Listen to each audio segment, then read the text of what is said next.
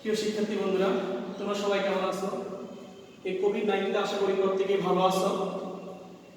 আমি মোহাম্মদ মিজানুর রহমান, সহকারী শিক্ষক, মুন্সিগঞ্জ উচ্চ বিদ্যালয়।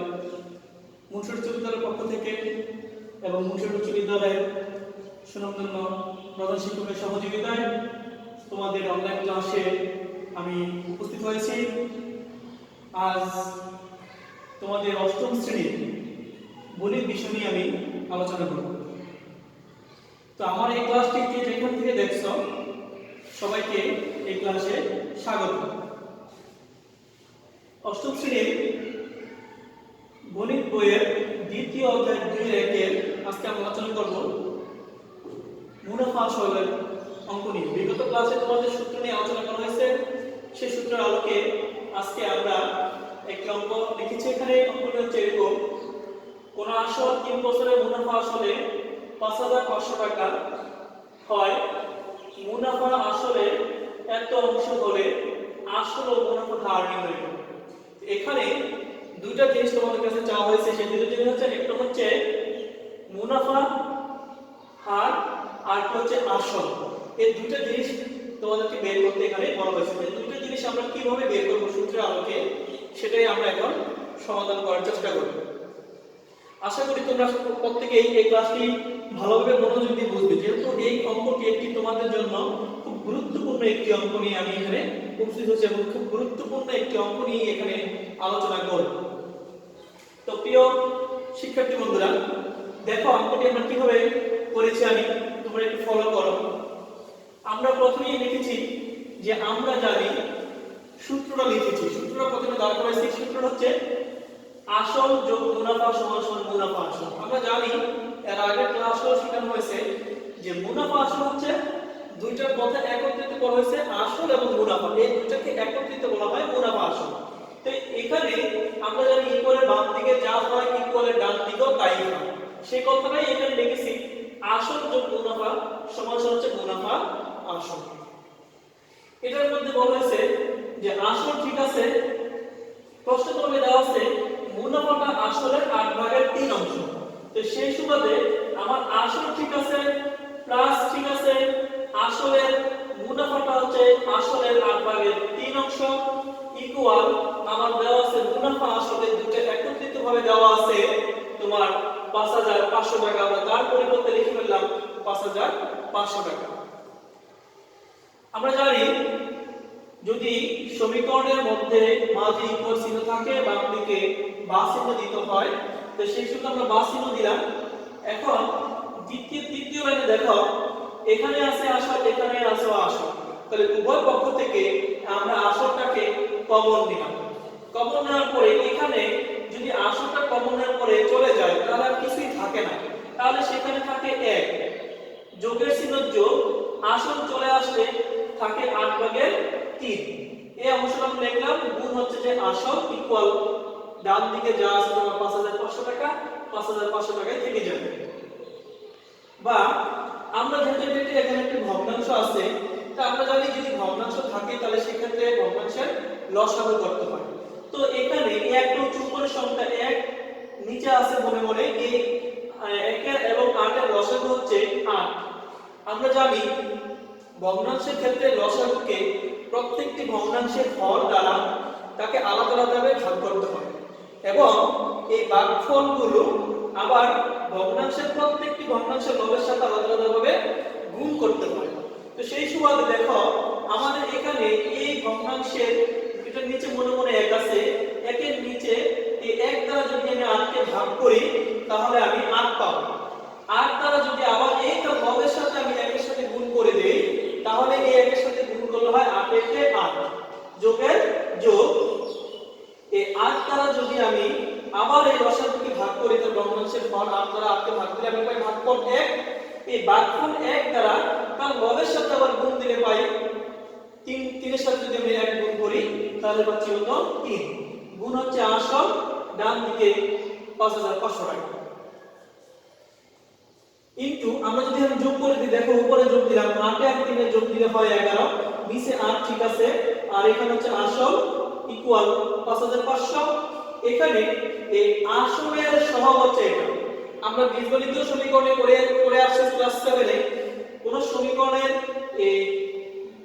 যদি থাকে চলকের সহগ থাকে সেই সহগ দ্বারা ইকুয়াল ডান দিকের সংখ্যাটাকে ভাগ করতে হয়।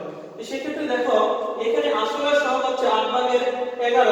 এই 8/11 দ্বারা যদি আমরা এটাকে ভাগ করে দেই, ভাগ করলে দেখো ভাগ করলে এই লব যাবে নিচে, হর যাবে উপরে। তো সেই ক্ষেত্রে দেখো এই 11 ছিল উপরে, তোমার 11 চলে আসছে নিচে, আর 8 ছিল নিচে হর আকারে, এটা চলে যাবে লব আকারে, আর উপর থাকবে 5500।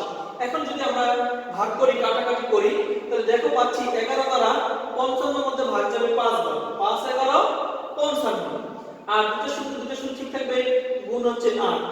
তাহলে আসল সমান সমান 5 এর সাথে যদি আমরা 8 গুণ করি পাচ্ছি 5 8 40, আর দুটো শূন্য 4000 টাকা। তাহলে শিক্ষার্থী বন্ধুরা দেখো আমার কাঙ্ক্ষিত একটা অ্যানসার কিন্তু আমরা পেয়ে গেছি। রেজাল্ট হয়েছে যে আমাকে বলছে আসল ও মুনাফার হার নির্ণয় করো। তাহলে দেখো আমরা কিন্তু আসল 4000 টাকা পেয়ে গেছি, কত সহজেই আমরা আসলটা বের করে ফেললাম। তাহলে একটা উত্তর কিন্তু আমার হয়ে গেল। বাকি হচ্ছে আমার মুনাফার হার। তো আমরা জানি এর আগে সূত্র নিয়ে আলোচনা করা হয়েছে, সেই সূত্রের মধ্যে আমরা জানি মুনাফার হারকে প্রকাশ করা হয় আর দ্বারা। তো আমরা সেই মুনাফার হার মানটা এখন বের করব। এখন বের করার জন্য আমার এখানে দেখো মুনাফা যোগ আসল এই দুটো একত্রিতভাবে আমার দেওয়া ছিল 5500 টাকা। সেখান থেকে আমি মুনাফাটা কত সেখান থেকে বের করে নিব। দেখো তোমরা শিক্ষার্থীরা, যেহেতু আমি 4000 টাকা আসল পেয়ে গেছি, তাহলে 4000 টাকা আসল পেয়ে গেছি, তাহলে তোমরা নিজেরাই বুঝতে পারতেছো যে 5500 টাকা থেকে মধ্যে মুনাফা আছে, আসলও আছে। তাহলে তোমরা এখন নিজেরাই বুঝতে পারতেছো তোমার যদি 4000 টাকা থাকে, তাহলে মুনাফা আসলের মধ্যে আমার মুনাফাটা কত হতে পারে। অবশ্যই আমরা যদি এখানে বিয়োগ করি তাহলে আমাদের মুনাফাটা পেয়ে যাব। তাহলে দেখো সেক্ষেত্রে আমরা লিখছি মুনাফা সমান সমান মুনাফা আসল বিয়োগ হচ্ছে আসল, অর্থাৎ মুনাফা আসল থেকে যদি আমরা আসলটা বিয়োগ করে দেই তাহলে কিন্তু আমরা মুনাফাটা পেয়ে যাব। আর এই মুনাফাটাকে প্রকাশ করি আমরা আয় দ্বারা। দেখো মুনাফা আসল 5500 বিয়োগ হচ্ছে আসল 4000, আমি পাচ্ছি 1500 টাকা। তাহলে এই 1500 টাকা পাইলাম আমরা কি মুনাফা। তো এখন আমরা দেখো এখানে লিখেছি সংকেত দিয়ে কোনটাকে যেটা প্রকাশ করি আমরা, সরল মুনাফাকে প্রকাশ করি আয় দ্বারা, মূলধনকে প্রকাশ করি আই পি দ্বারা, এবং বছরকে প্রকাশ করি এম দ্বারা। দেখো আমার এখানে সময় ছিল যে কোনো আসল 3 বছরের জন্য একটা জায়গায় রেখে দেওয়া হবে, তাহলে সময়টা 3 বছর। তাহলে আমরা এখানে আমরা লিখলাম সময় লিখলাম 3 বছর, পি এর মধ্যে লিখলাম 4000 টাকা আসল মূলধন, আর আমি মুনাফা পেলাম 1500 টাকা। তাহলে আমরা সূত্র জানি, মুনাফা আর সরল মুনাফা ইকুয়াল মূলধন গুণন হচ্ছে মুনাফার হার গুণন হচ্ছে সময়, অর্থাৎ আয় সমান সমান পি আর এন। এটা মানের মধ্যে যদি আমি মানটা বসাই দেই, এই মানগুলো বসাই দেই, তাহলে আমরা কাঙ্ক্ষিত রেজাল্টটা পাবো। তাহলে দেখো আমরা মানগুলো কিভাবে বসাচ্ছি। আমাকে দেখতে যেহেতু বলা হয়েছে আর এর মান, সেহেতু আমাদের আর হচ্ছে এইদিকে, তাহলে আমরা এই সংখ্যাটাকে আমরা এদিকে নিয়ে আসলাম, আইটাকে ওদিকে নিয়ে যাব। নিয়ে যাওয়ার পরে তারপর দেখো আমরা আর এখানে রেখে দিব, I K P R M দ্বারা ভাগ করে দিব। যদি একান্তই না বুঝে তোমরা না বুঝো, আমি আরেকটি নাম এদিকে তোমাদেরকে করে দেখাচ্ছি। এখানে আমরা রাখলাম পি আর এন সমান সমান হচ্ছে আই, অর্থাৎ আমরা সাইড পরিবর্তন করে ফেললাম, আইটাকে ডান দিকে নিয়ে গেলাম আর পি আর এন কে আমরা বাম দিকে নিয়ে আসলাম। এখন আমার এখান থেকে আমরা আরো একটা জিনিস শিখতে পারি। দেখো আমার এখানে আর এর মান বের করতে বলা হয়েছে বিধায় আমরা আরটাকে এখানে রেখে দিলাম, অর্থাৎ মুনাফার হারটাকে এখানে রেখে দিলাম। বাকি যে মূলধন এবং সময় থাকে, এই মুনাফার সরল মুনাফাকে মূলধন এবং সময় দ্বারা আপনাকে ভাগ করলাম। তদ্রূপ যদি আমাকে মূলধন বের করতে বলা হয়, তাহলে আমাকে মূলধনটা এখানে পি এর পি রেখে দিয়ে মুনাফার হার এবং সময় দ্বারা আয়কে ভাগ করব। অনুরূপভাবে যদি আমাকে বছর বের করতে বলা হয়, তাহলেও আমাকে একই সূত্র দ্বারা বের করা যাবে, সম্ভব। সেখানে আমি এখানে এন রেখে দিব, আই কে পি এবং আর দিয়ে ভাগ করলেই তার মানটা বের হয়ে যাবে। তো দেখো আমরা আমাদের রেজাল্ট ইয়মে ফিরে আসি। সেটা হচ্ছে যে দেখো মুনাফার হার আর ইকুয়াল আই ডিভাইড বাই হচ্ছে পি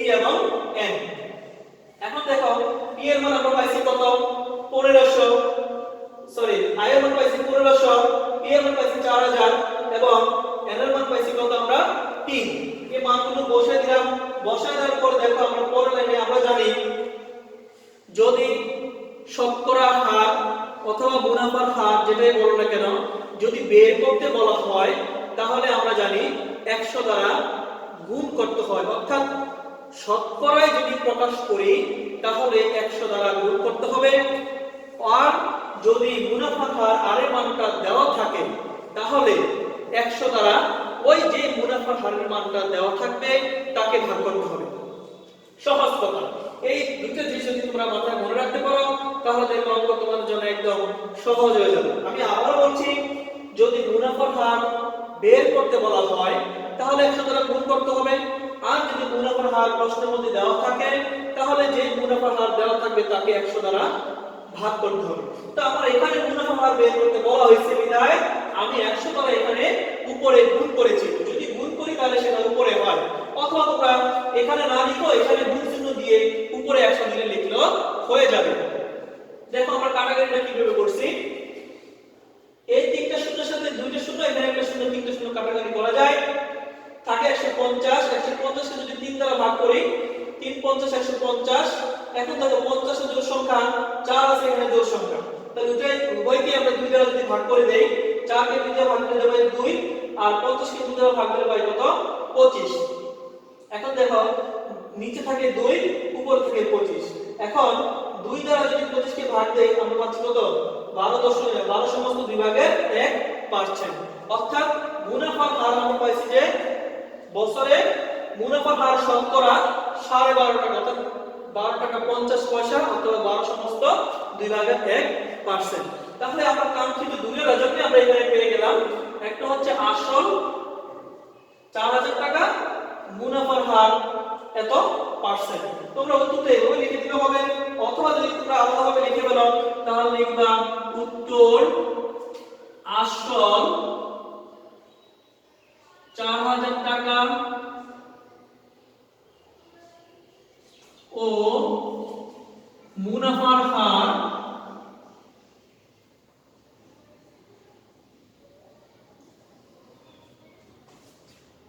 12 সমস্ত 2 ভাগের 1%।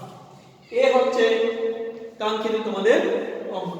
এটার মতো করে তোমরা একটি বাড়িতে অঙ্ক করবা।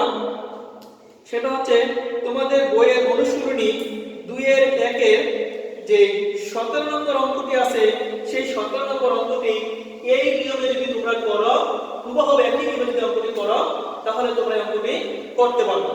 আশা করি এই অঙ্কটি তোমরা সকলে বুঝতে পারছো। আবারও তোমাদেরকে ধন্যবাদ জানিয়ে আজকের মতো ক্লাসটি এখানে বিদায় নিচ্ছি এবং সাথে সাথে বলে দিচ্ছি যে তোমরা ঘর থেকে বের হবে না, তেমন একটা বাসায় বসে পড়াশোনা করবা, অনলাইন ক্লাসগুলো দেখবা এবং যদি ঘর থেকে বের হও তাহলে স্বাস্থ্যবিধি মেনে ঘর থেকে বের হইবা। এটা হচ্ছে আমার উপদেশ। আশা করি ভালো থাকবা।